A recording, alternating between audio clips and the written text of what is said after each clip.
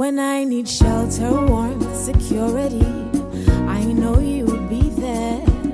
Something in these moments lets me know you care.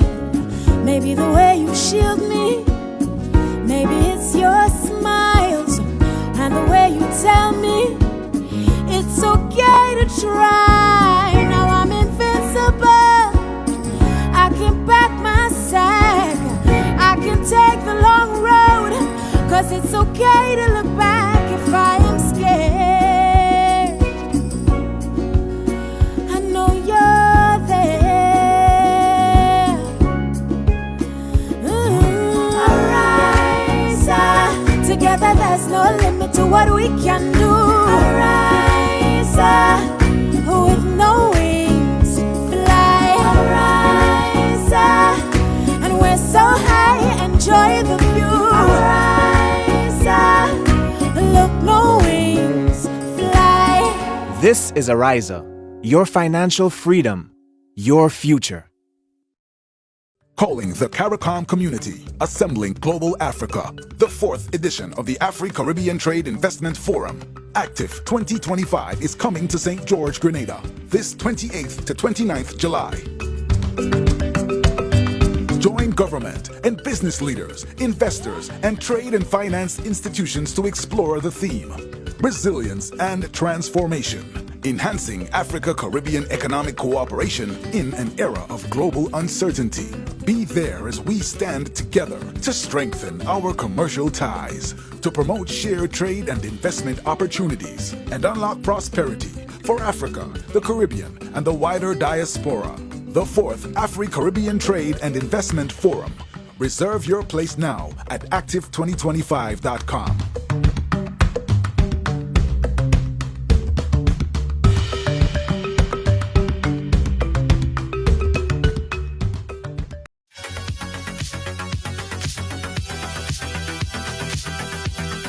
Yeah. Yo.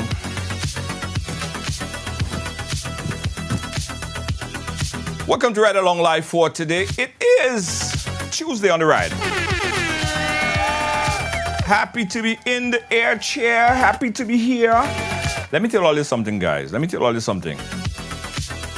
It is hot in NYC. It is very hot in NYC. And it's been like that for the whole day. I mean, I spent my whole entire day indoors. And you're talking to someone who just came from Grenada, right? So I know how it gets hot in the Caribbean. But Grenada heat and what we've seen in New York, different. Swear, different. You guys know what I'm talking about, right? You guys understand what I'm talking about, right? It is it is hell hot in New York. And it is hot in the studio too. So from time to time, guys, I'm gonna sweat, trust me. Because I can't put on the AC, otherwise you'll hear all the noise, all the song in the background, right? So I can't put on the AC. So you guys just have to watch me sweat. See that? It is hot. It is hot. Very hot. Rachel, you right? Yes.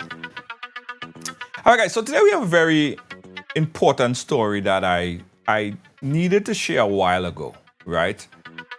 Just about a month ago, a friend contacted me and told me that this is a situation that is happening and I need to take further look into it. I did. I got a second call from someone else from Canada who said to me, Junior, I heard a story in Canada and it named a person from your country, and I think you should take a closer look into it and do what you can to build some awareness for this particular story. I got a third and a fourth, and today I got a fifth. Now, throughout this whole calls, I've been trying to communicate with a close family member that could come on and share this story, right?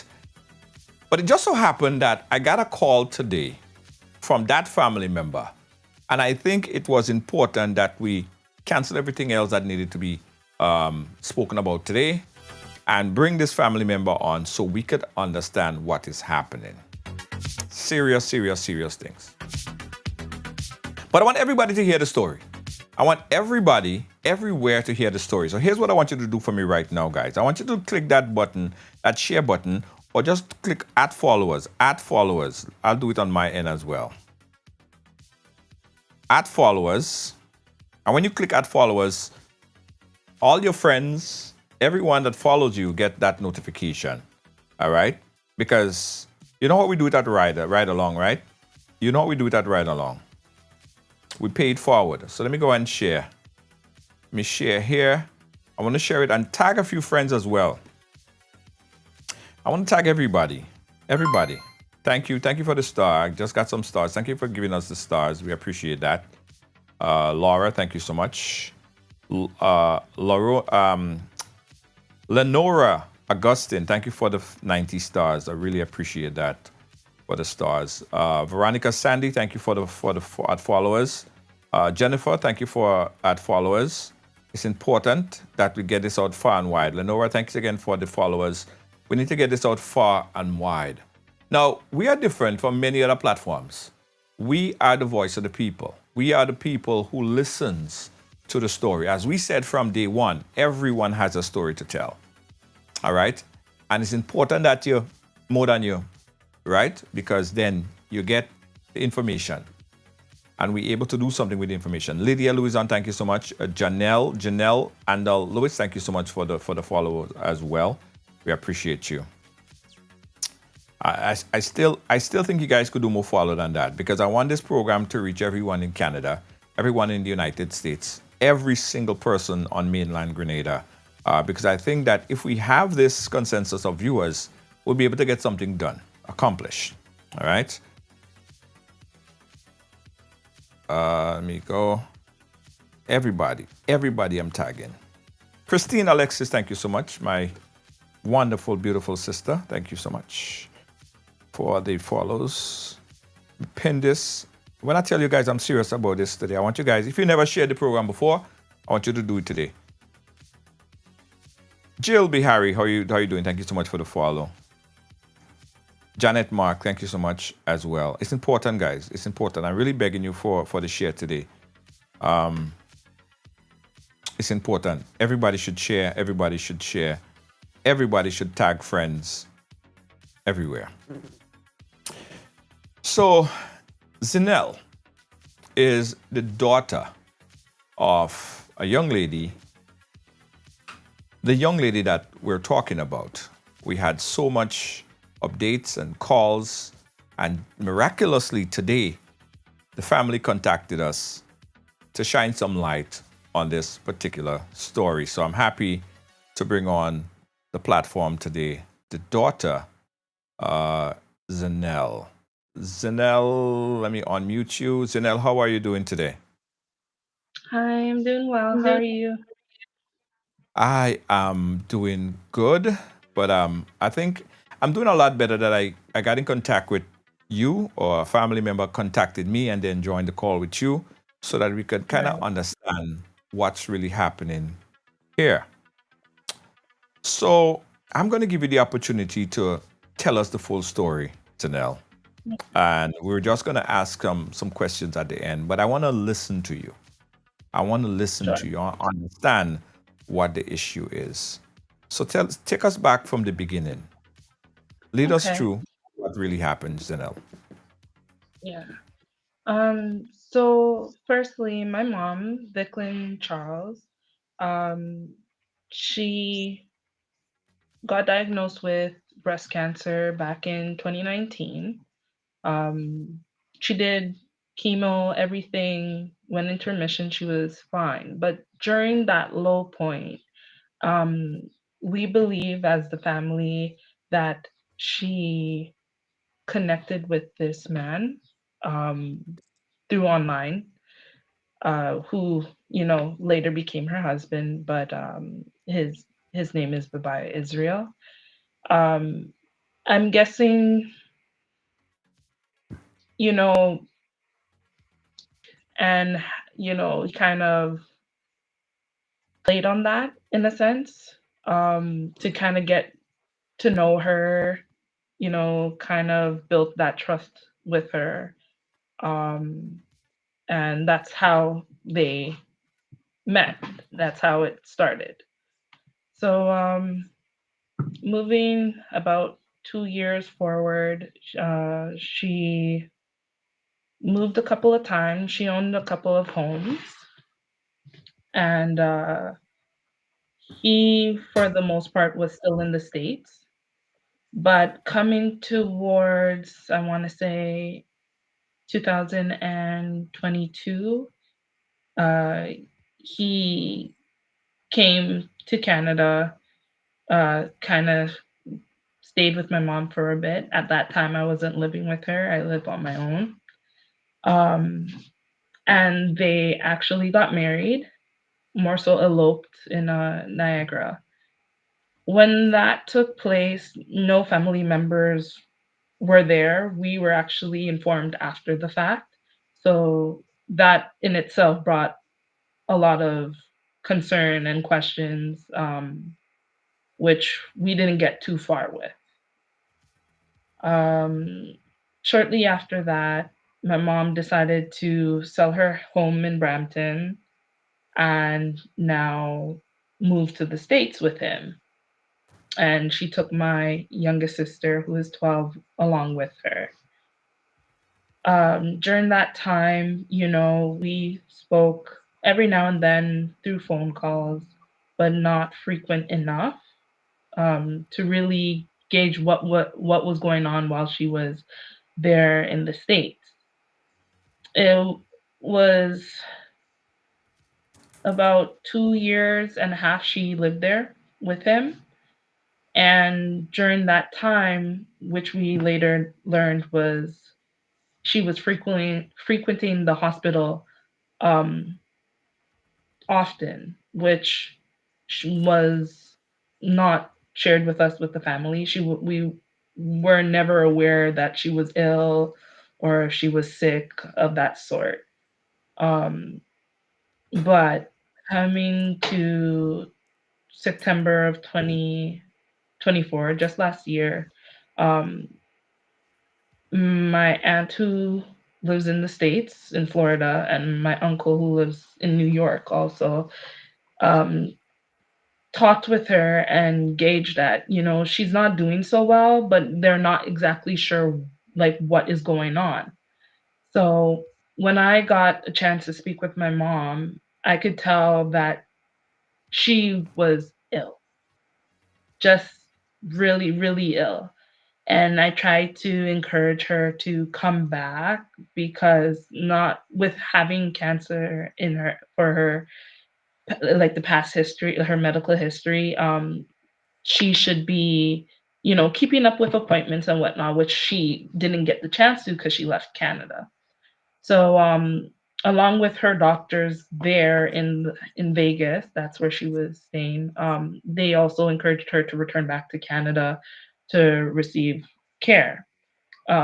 Not because they couldn't, do what they needed for her. It's because she didn't have any health coverage for the 2 years that she was there. So, I got the family together, and sorted, organized, getting her back to Canada, which we successfully did. And the same day I picked her up from the hospital, I actually admitted her straight to Humber River Hospital in Toronto. That's when I learned the severity of her illness.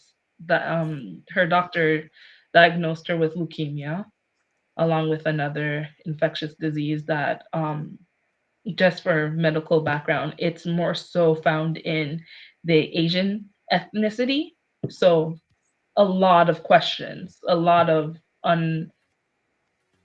unanswered, you know, based on her situation there.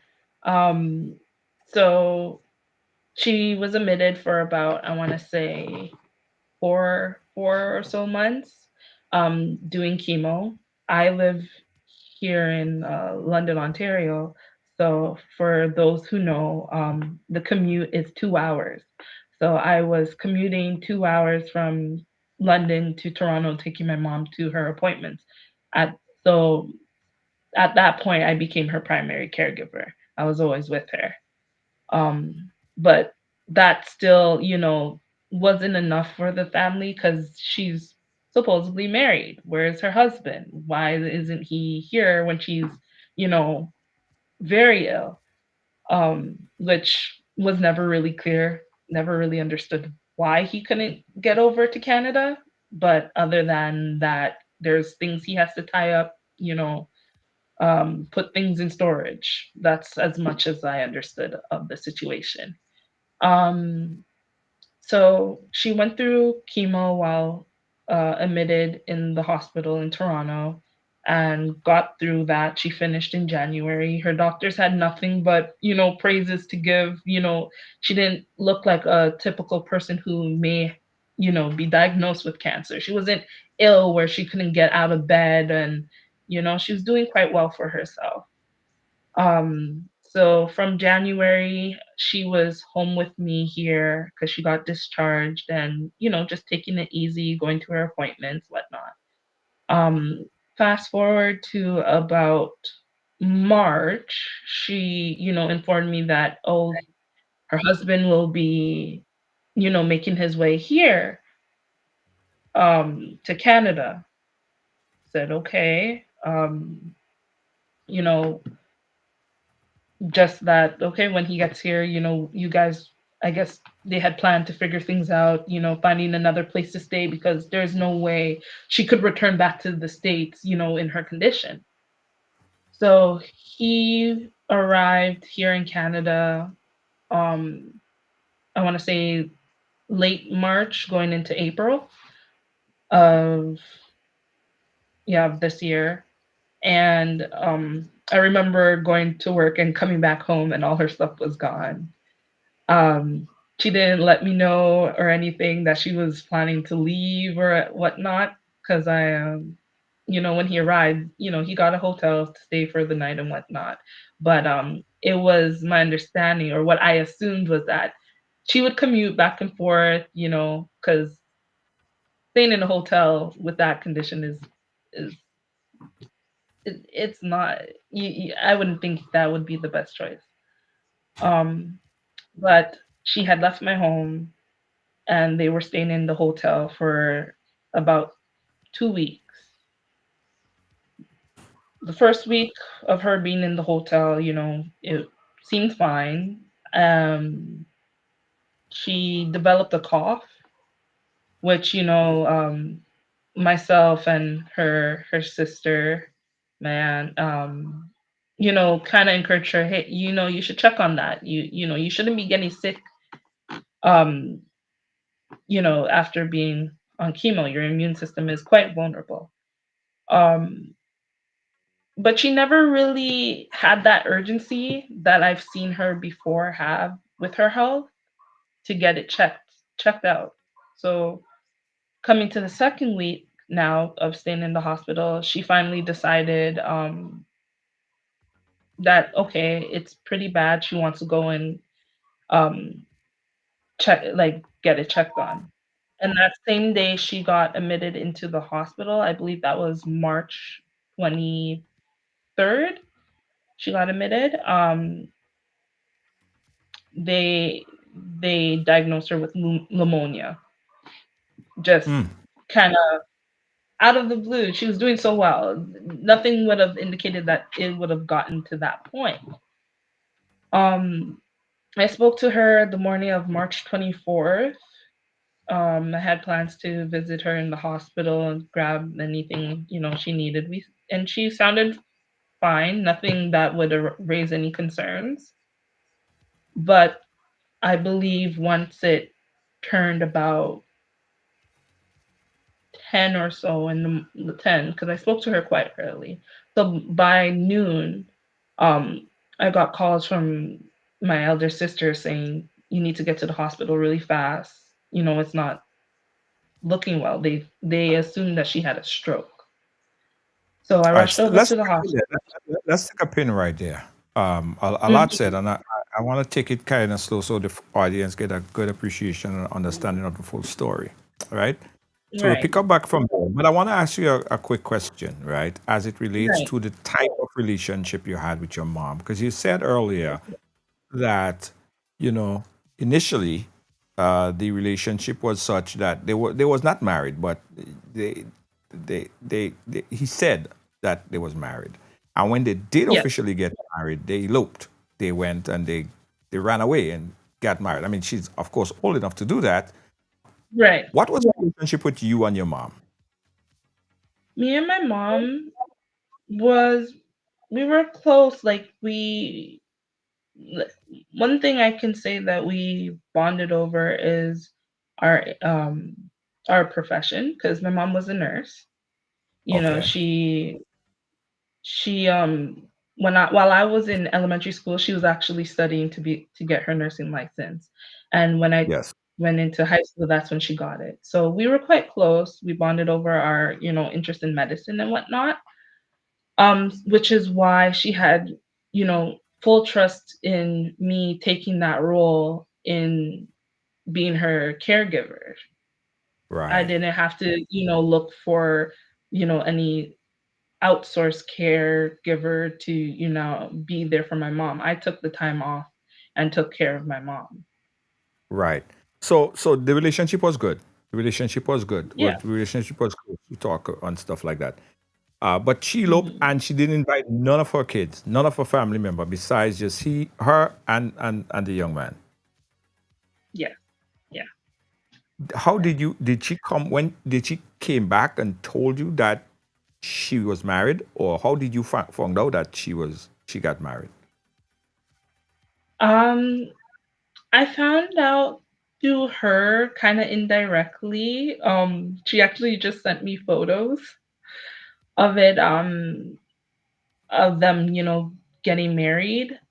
When it came to their relationship, because us as her kids didn't feel like she went about it in the right way by, introducing him first to us, letting us, kind of get to know him. It was quite rushed. So there was a lot of uncertainty about him, which I guess she did not feel like she needed to explain, being the adult in this case. Um, so we were kind of left like we just had to accept what was going on. Right. So she didn't want you guys to know. Essentially, she didn't want you guys to know. Do you Essentially. feel like she was? Do you have get the feeling that she was pushed, or she was rushed, or she was brainwashed into doing this? I mean, she's an adult. She could do that if she wants to. She don't necessarily have to get your approval. But do you believe that something happened abnormal during the process?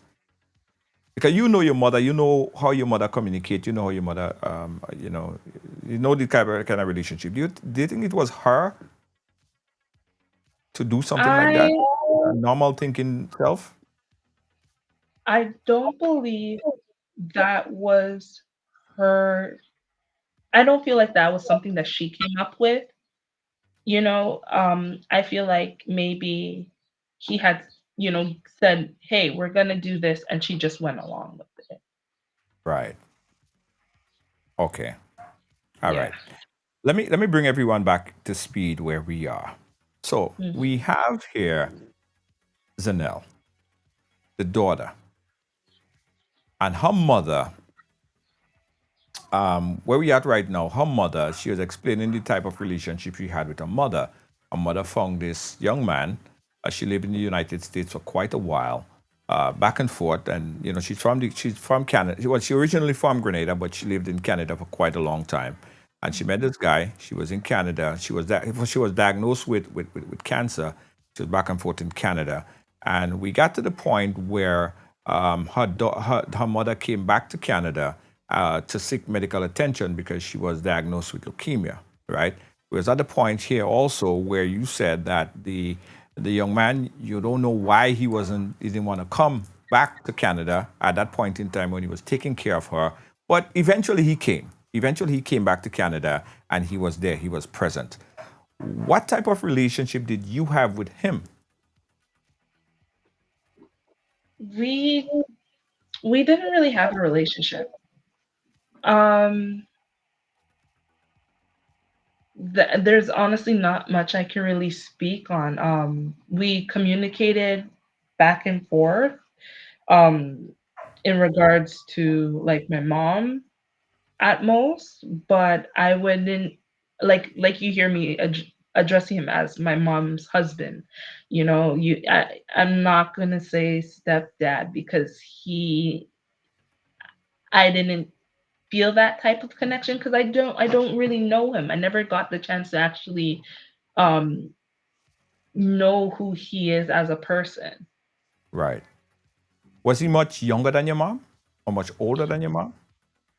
No, they were roughly in the same age group. My mom was in her late 50s and he also was in his late 50s. Okay. All right. How many kids? How many kids your mom has? It's four of us all in general, Okay. all girls. Yeah, Okay. I'm the Well, second oldest. okay. All right. And last thing before we continue with the story, when you said that she wasn't feeling too good when she got back to the hospital, when she lived in the United States, did she at any point obtain legal residency in the U.S.? No. Oh. When I spoke with her, it was always that, the process was taking place. Later I learned that they got uh denied or they not approved for it, but the reason was never clear why they couldn't Mm. get their citizenship, but that was the case. Well, was he a citizen of the United States? Yes. Oh, he was a citizen. Okay. All Hmm. right. Okay. We got some foundation going. So start back from where now. She's in the hospital. She's not doing too well. Your sister said, come down, check on your mom because she's not doing too well. Start back from there. Right. So I got the call and she said essentially just get over there. When I got there, when I arrived, I couldn't even go in to see her just yet. The social worker wanted to talk to me and, kind of run down that, oh, your mom's not doing so well. You know that she's very sick. And all of this is just kind of overwhelming because I seen where her start point from when she first arrived to back to Canada to her actually gaining strength, moving around, still wanting to get up and cook and all this stuff, to now you're telling me she's really sick. Like you know what I mean? It was just a lot. Um, but they had explained that she had and essentially she had a stroke. It wasn't due to the leukemia. It was that she had a stroke. Um, and essentially them keeping, like keep doing CPR and all of that is essentially preventing her from, passing. Right. Um, so at that point, when I got the chance to walk in the room, I could tell that she was essentially gone. That it was just our time to just kind of just I guess our last moment with her. Mm. Um, Raul, I ask a question here because Mhm. there are a few questions I want to ask as well. Raul want to find out what role did your mom play, if any, at all, to foster a relationship with you and him? Your mom would have a critical role in that relationship. Did she try to bring you guys or bond you guys together at any point? Um, I have to accept that she did try, but it was very forceful. Mm. Um, it wasn't like I said, he was living in the States for majority of the relationship from when we heard that, this is she would always refer to, oh, this is my husband now. Mm. Way before they even actually eloped, right? So it was more so like video calls than she wants, kind of put the camera in your face and say, "Oh, say hello to so and so," whatnot. But out of all of my sisters, the only one who really got the chance to form a relationship was the youngest. Right. Okay. Mhm. The I'm seeing questions like, what's the real purpose of this of this live? You'll understand the real purpose of this live shortly. Just be patient. We need to create foundation, and I think we're doing that. So after your mom passed, after you found out that she wasn't doing well, and you figured that that was the end and time for you to make your last preparation and wishes, did you know of or know if your mom had a will at any point? Um, I want to say that when my mom had her insurance policy done, it is my belief that she would have had a will. Um, but I guess the issue is, where would that will be, Hmm. right? Like I said, my mom and all with all of us, her girls, we're close, but she did not disclose that much with us in terms of, her last wishes, where to find things. So that's why we're kind of left in a blunder here. Right. Right. Um, do you know if, or did she discuss anything in terms of ownership of property or funds or anything in particular, that if something were to happen, of course, you and her was close. If something were to happen, then this person would be the next of kin, or that person would have to make the decision on her behalf. We know, of course, if she's now married, then her husband legitimately become that person, right? Did she speak to you about anything? Did she convey any message or information to you in regards to that? So prior to her being married, um, things were left to my biological father and to my sisters and I. Hmm. After she got married, and not just after she got married, 2 weeks prior um, to her passing, when he arrived, her insurance policy was changed, making him the sole beneficiary, She changed it. supposedly. So you're saying that her husband, you believe, made or were a part of making that change to her insurance policy. Yes. What evidence do you have of that? I mean, do you have information, or is that just a suggestion, a guess? Well, I have the original insurance policy that she's had all throughout these years. And the policy I can log onto and see the most recent changes. So with the dates correlating, it was only a week prior to when she passed that the policy was changed, making him the sole beneficiary. Mind you, that myself and my younger sisters and my father was on it. The So youngest your is name, 12, your sister's name, everybody's name was removed. right? And the youngest is 12 years old. She's the if anything, if it's not for the older ones to receive anything, that's perfectly fine. But there should still be something there to support the youngest one. She's a minor, and she there's nothing left to say that she would be taken care of. Okay, what kind of ownership did you have? I mean, you don't have to give me full details, but did she own houses, like car? What was in her name? My mom owned four homes in total. Uh-huh. In Canada, Um, in Canada.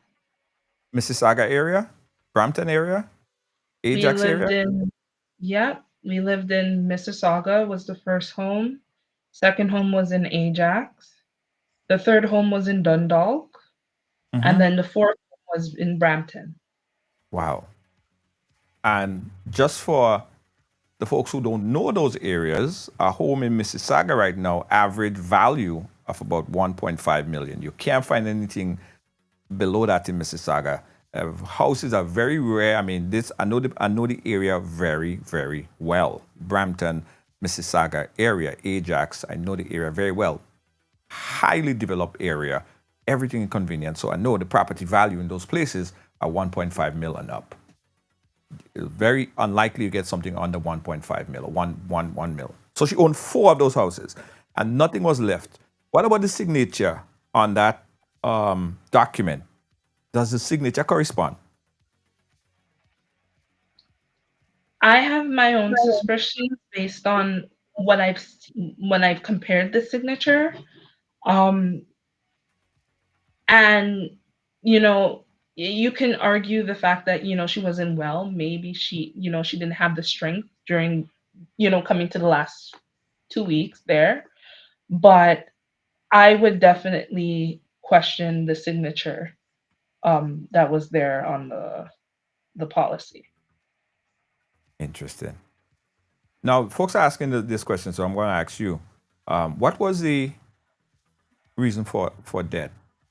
Did you get an autopsy? Was that conclusive of the information that you Right. received?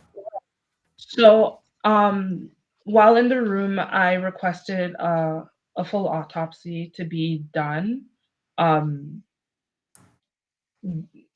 just just because everything happened so suddenly. Mm-hmm. And the autopsy report that we received back was that the death was due to hypoxia, which mm, in layman's term means lack of oxygen. So, lack of Lack of. oxygen, Okay. yeah, lack of oxygen. Was an investigation done? So, in terms of investigating, for us to do that, we would have to now pay out of our own pockets, which the family definitely would love to do. But unfortunately, the financial hardship now that we face with you getting her buried, it takes more priority. Right. I understand. It's a lot. It's a lot happening. I hope you guys are listening to this because to me, there are a lot of inconsistencies. And you heard it. You even said it yourself. The removal from the insurance policy, the fact that your mom owned so much, all of those things, very inconsistent. But again, it could be just she was just madly in love with a person. She fell in love. She's old enough to do that. And she decided that she would legitimately sign everything that she owned under the sun, the stars, the moon, and the universe over to her husband. She have the right to do that. So everything else would just be suspicion. We're just suspecting of probably because we don't have the full evidence. But we'll get to that part. So your mom passed away. What role did her husband played immediately after you found out that she died? Um, with all honesty,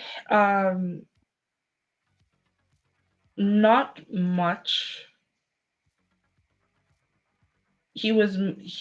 From what some may view as distraught, um, just kind of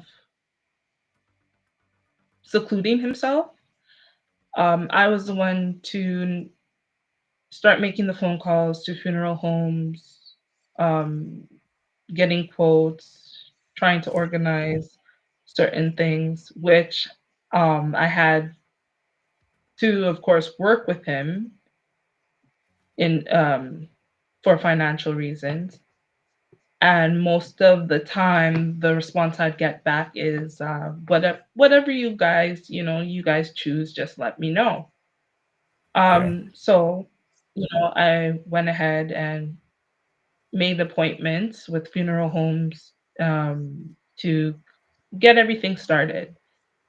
But every time I made two steps forward, I would have to take one back because he would end up going to the funeral home saying, well, I'm in the area to try and finalize everything without having, her daughters included. Um, and I'm Whoa, whoa. only finding out, He wanted to set it up without having you guys included. That's what you said?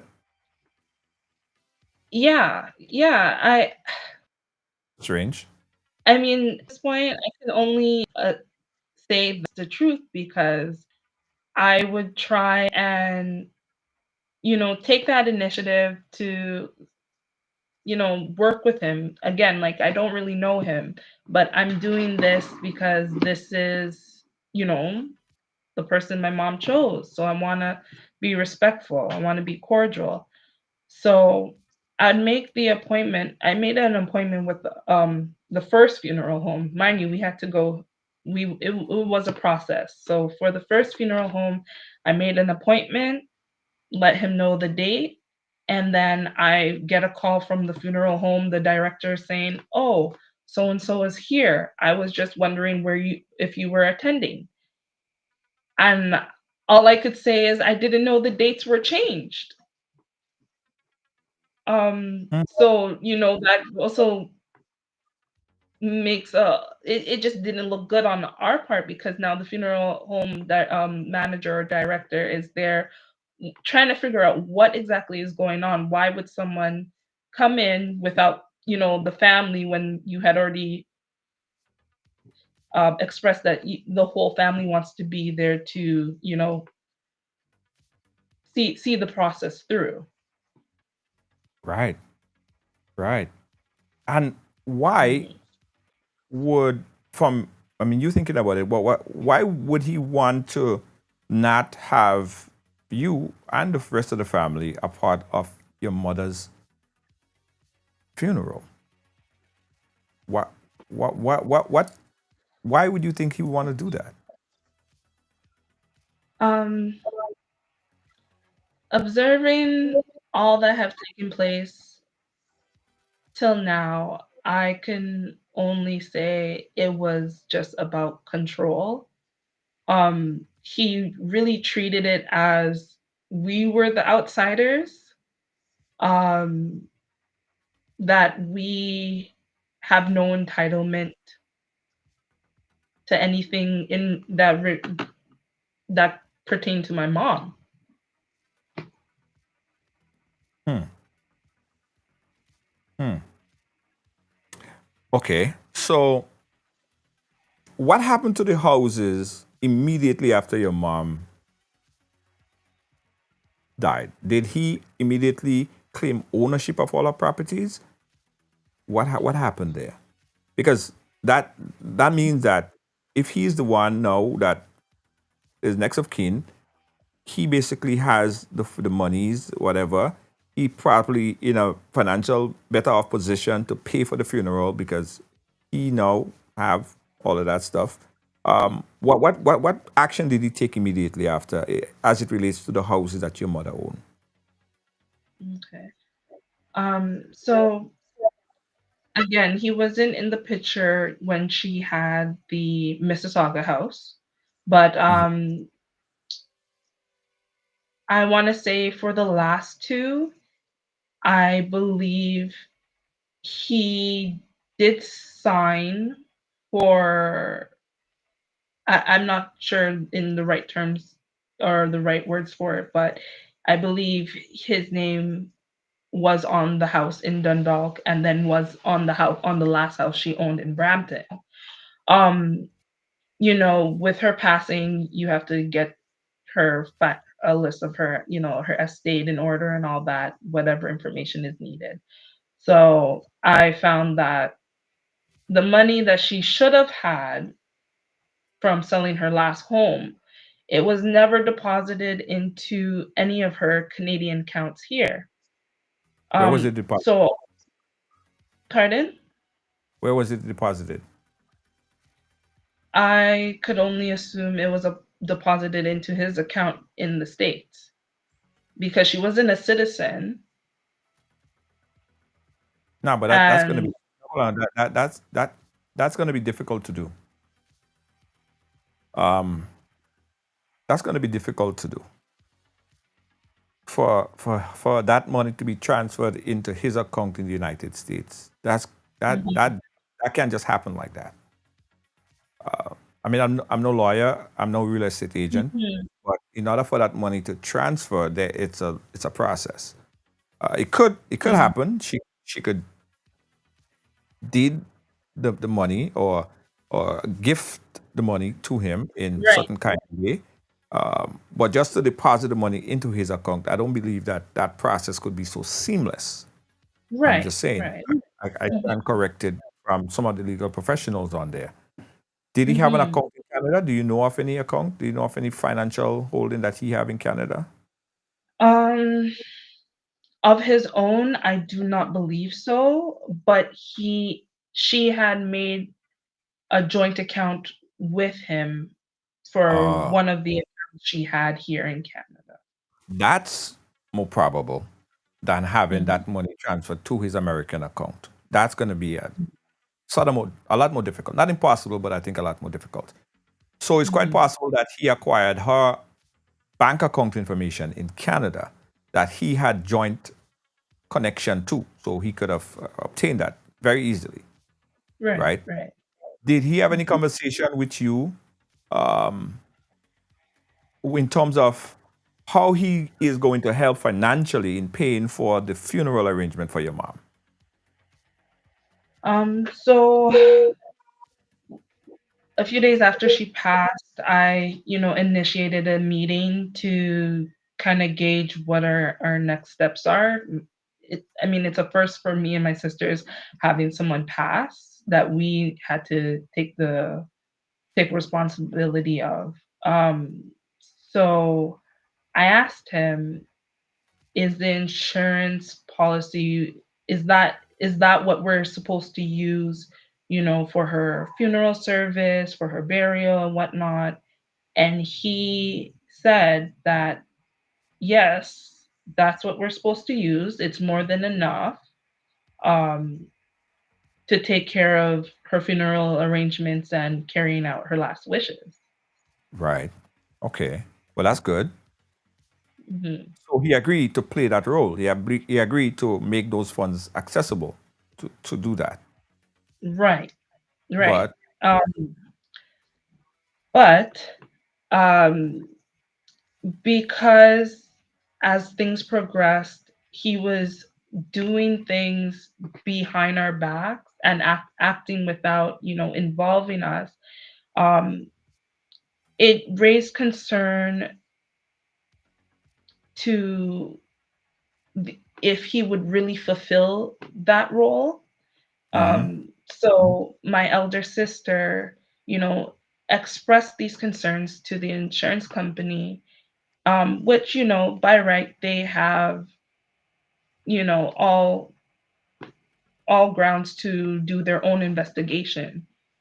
yes, So with doing that, they had put out a notice that they're not going to send out any um any check until they complete that process, which is fine. That's There's not much we can do.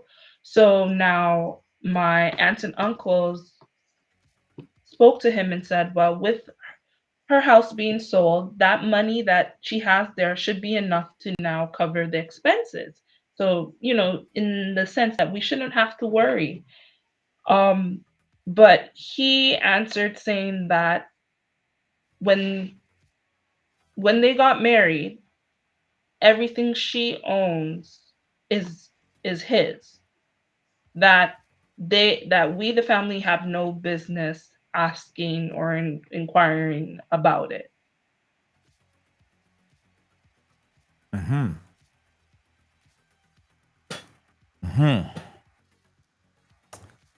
So at present, a lot changed because it's been over what, over 3 months or so. Yes. Your mom passed. Hmm. So yes, he did say that the money would be sufficient, more than sufficient, to cover the expenses of the burial. But your mom has been laying there at the funeral home for over 3 months, and she still has not been buried. What's the problem? Um, mm, right now, it's just me and my sisters kind of putting together what we have financially to see what we can do. But because he said that he does not want to give up his rights as next of kin, the funeral home at a point wasn't allowed to disclose the total of the cost um, to for us to pay for it But because he said he had he this. said he said that he would have paid for it. He said that the money that he is next of kin to, her money, would be sufficient and adequate. Why isn't he paying for it? Why isn't that not happening?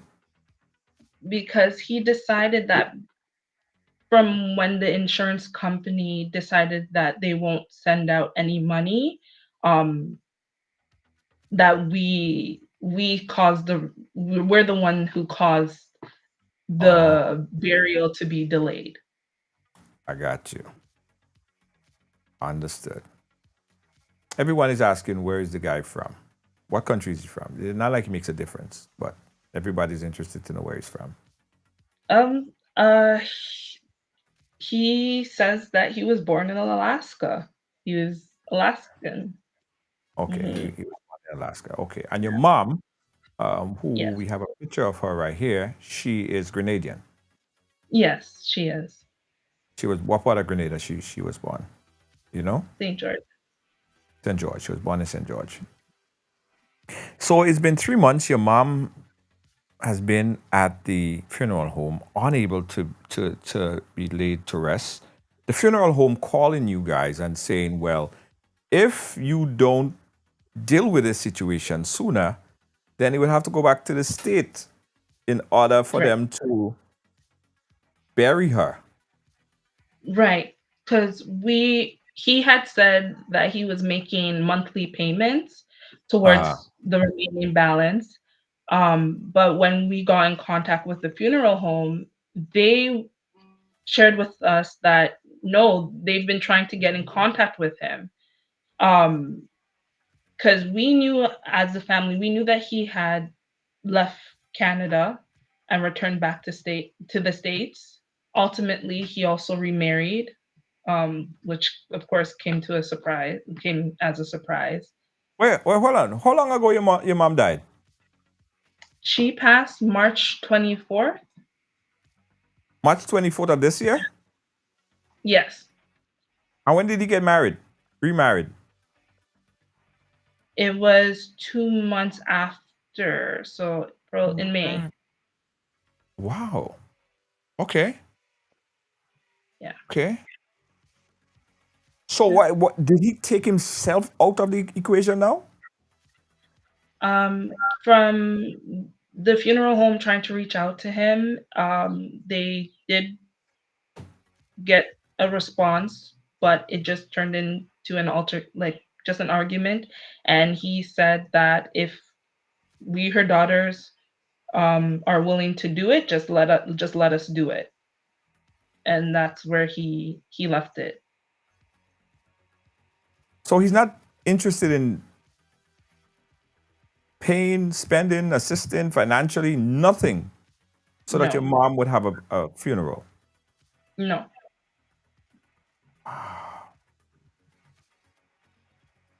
Wow.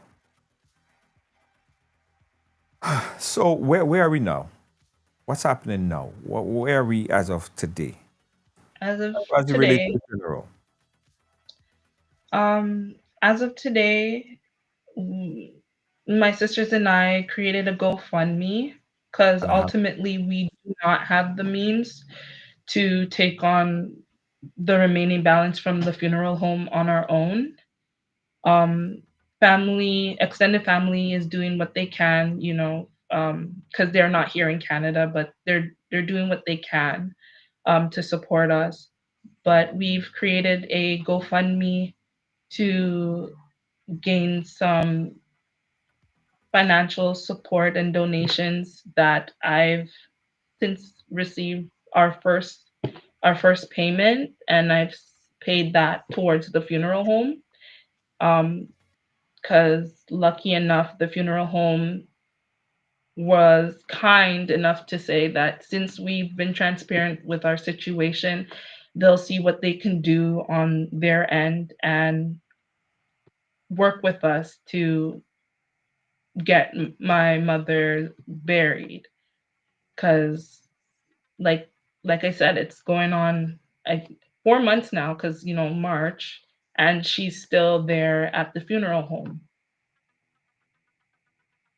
Wow.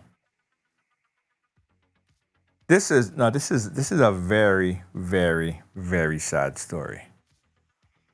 And I could understand your frustration. I could understand the rest of your family, your sister's frustration, because your mom lived such a positive life and she were able to acquire so much, came from Grenada and worked to acquire 4 houses and do everything right, and Right. now she's at a funeral home with inadequate amount of money to even get buried. Exactly. Exactly.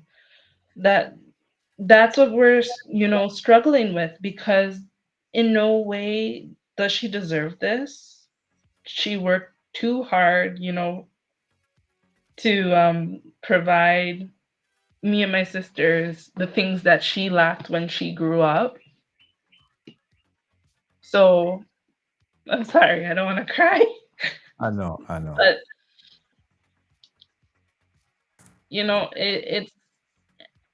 it's like we're just stuck.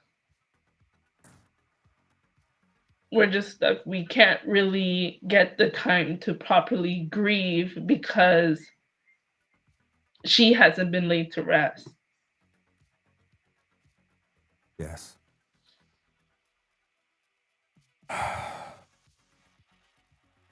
Do you still have a contact number uh um for the man, for the gentleman that she married? We do. Um, all my sisters and I do, but when I try to get in contact, and because him on his end spoke so badly about our family, you know, saying that we're greedy, that we're only concerned about the money, when we only asked to just get we're only asking to do the right thing. And I don't want to curse, but he just told me to leave him alone and don't ever call back. Really? Yeah, and when my other sisters tried, he just blocked each and every one of us, along with my aunts and uncles, who at the time was able to contact him, and said ultimately just leave him alone. He doesn't want any part.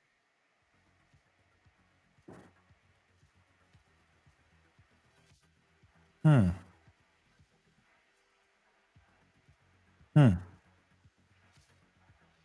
Wow. Um, this is really sad.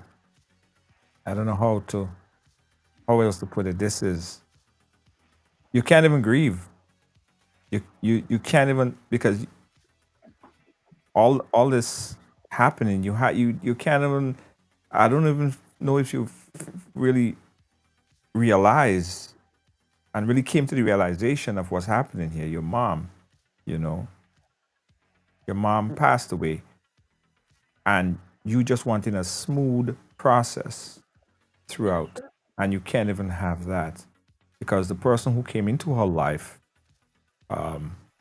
that you clear that she loved, she married, now wants absolutely no part of just helping with the process, so that you could grieve and then you could remember your mom in whatever way. You can't even do that.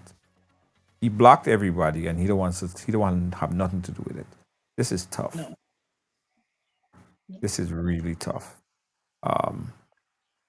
So right now, guys, we have a GoFundMe page, right? The GoFundMe page, I just put the GoFundMe link in the chat. I'm gonna donate something to the GoFundMe as well.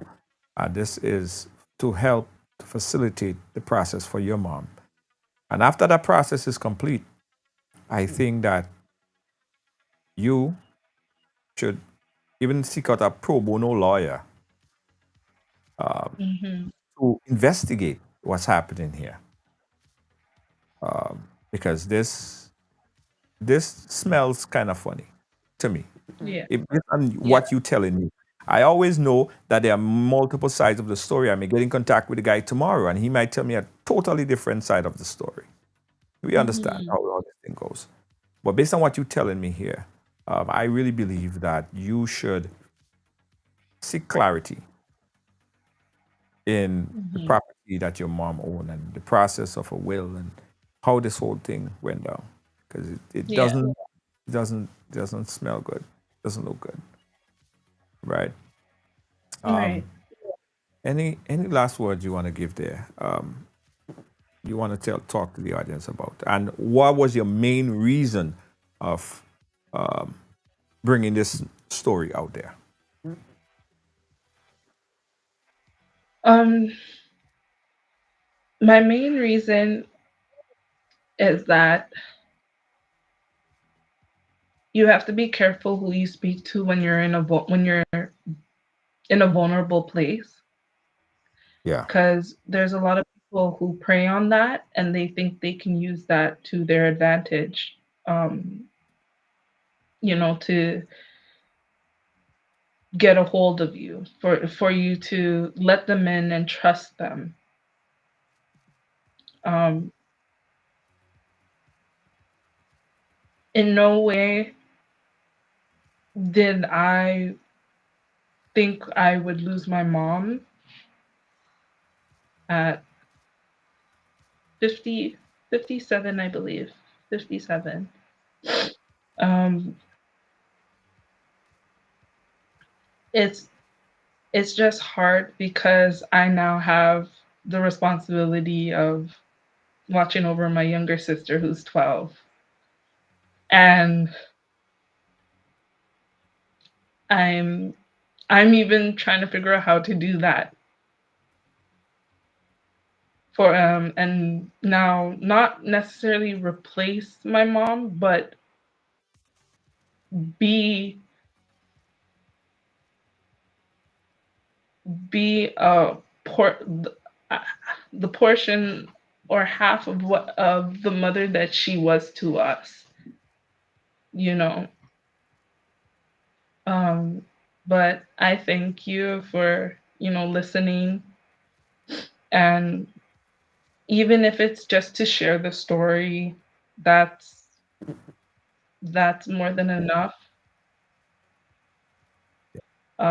I just don't want another woman, especially, to go through something like this, because I know it's speculation. I know there's a lot of questions that are not answered, Yes. and it's still a process that we're going to be going through as a family. But there's there's definitely most and foremost, definitely what takes priority is to make sure she is buried. Yes. That that's the hardest part, really and truly, is that she's not buried. Yes. Yes. Yes. All right. Again, we're going to do our part. This is not just you coming on and share your story. We're going to reach out to our riders and see how we could assist and facilitate in the process of getting your mom at least buried. And then I Hmm. have a few, after that process is complete, I have a few lawyer friends in Canada I'll put you in contact with. And then after that process, we could look at everything else in relation to the will Hmm. and everything else going forward. Thank But you. thank you so much for sharing your story here with us. And thanks to you and your sister. I think it's your aunt that called me earlier, for making that connection. Yes. All right. And Hmm. we'll keep in touch. All right. All All right. right. Thank you so much. No problem. Yeah.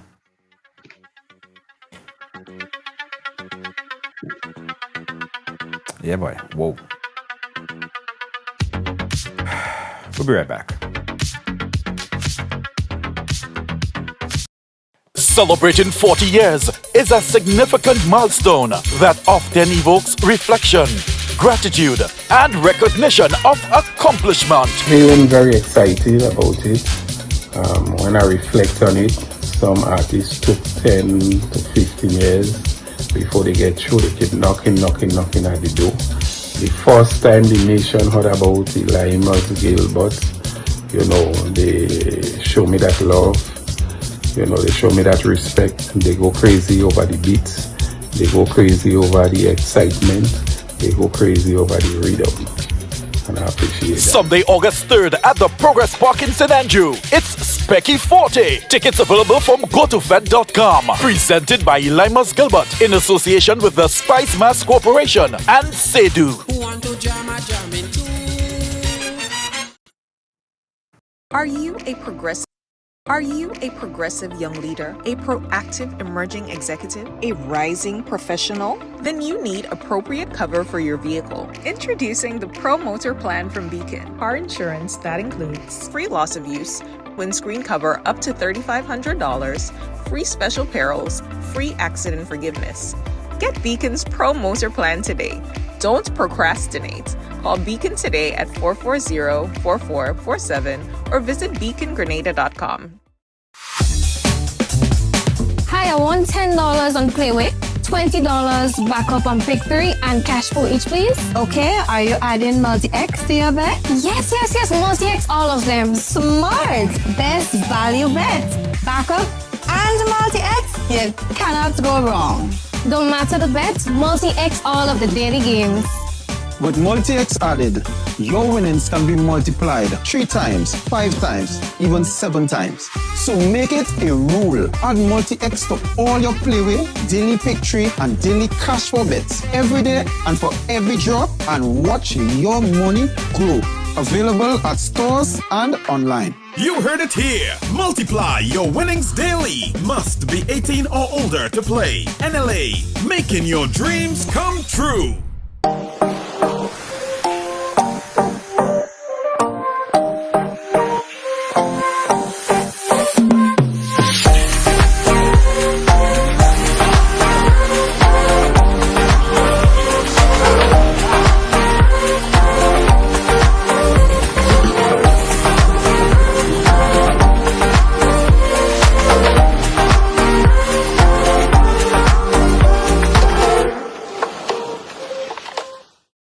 When I need shelter, warmth, security, I know you would be there. Something in these moments lets me know you care. Maybe the way you shield me, maybe it's your smiles and the way you tell me it's okay to try. Now I'm invincible. I can pack my sack. I can take the long road, 'cause it's okay to look back if I am scared. I know you're there. Arise, together there's no limit to what we can do. Arise, with no wings, fly. Arise, and we're so high, enjoy the view. Arise, look, no wings, fly. This is Ariza, your financial freedom, your future. Thanks again for joining us here on the Ride Along Live. Guys, we're going to do our part in seeing that the family put their mother to rest. We ask and we beg if you could do your part as well by making a small donation. I know we're saying, well, he has a responsibility. Right now, he don't want to live up to his responsibility. So instead of sitting there and pointing fingers what he should do, I'm sure that the family will have their day to make the wrong right. But for now, family just need to see the mother get buried at this point in time. Everything else will follow. So I just put the link there, the GoFundMe link. I'll put it again. If anyone could make a donation, a quick $5 or $10 donation, whatever it is, it would be very helpful to just fulfilling the process. All right. That's what we do here at Ride Along Live. We are a family, right? And when you have another family member that is going through pain, we try our best to see how we can help. Just alleviate some of the weight off the chest. And that's one thing that would take away 100 pounds off the family chest, just to see that process get completed. All right? Absolutely.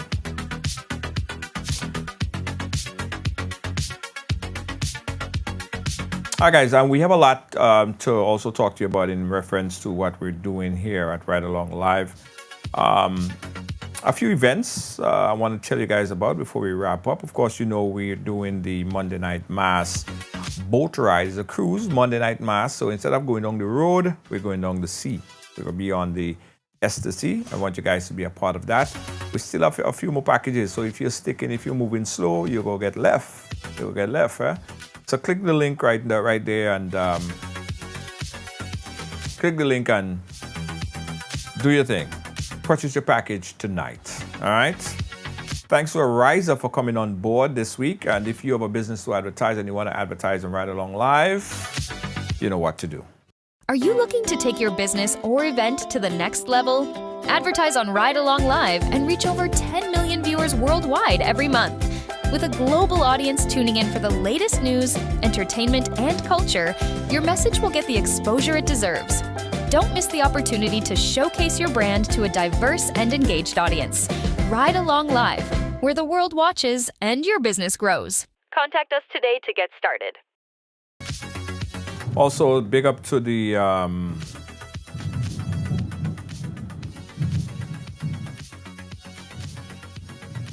what's that? Thunder?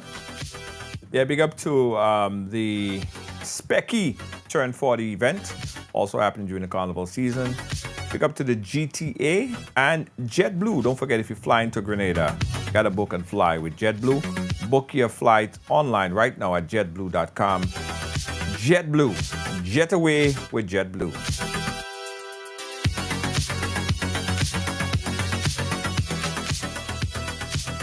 Also, guys, if you're looking to book a tuk-tuk, go on an excursion ride. Yeah, check us out at ride.gd. That's ryde.gd. Check us out today. Guys, thanks again for watching. Thanks for being a part of our Ride family. Catch you guys again tomorrow. On behalf of all of our production crew here at Ride Along Live, our senior executive producer, Lois JJ, thank you so much. And everyone here at Team Ride Along, we say thank you and good night.